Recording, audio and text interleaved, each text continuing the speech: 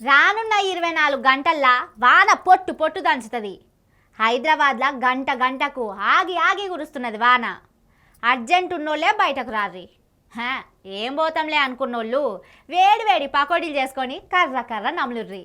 గంతేగాని నాలల్ల మాత్రం కొట్టుకపోకుర్రి అని వాతావరణ శాఖోళ్ళు అప్డేట్ మీద అప్డేట్ ఇస్తూనే ఉన్నారు కదా. గా వానలైనా చెప్పొస్తున్నాయి కానీ గీ బుల్డోజర్లు ఎందుల్లా గిట్ల మీద పడుతున్నాయి.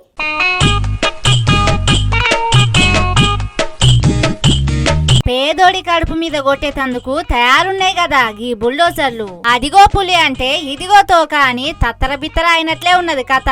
మంత్రి జూపల్లి ఇలాకాల ఇట్లా ఆగమాగం వచ్చి పడ్డది బండి. రోడ్డు పక్క పొంటి దుఃఖనాలుంటే ఓర్వలేనోళ్ళెవ్వలో కంప్లైంట్ ఇచ్చిరట. గంతే టుక్క టుక్కొచ్చి కూల్చి పడేసినాయి. సార్లు ఇదే మా బతుకు తెరువు, ఇక్కడ కూరగాయలు అమ్ముకొనే బుక్కడు బువ్వ తింటున్నాం అని ఎంత చెప్పినా వినలేదట.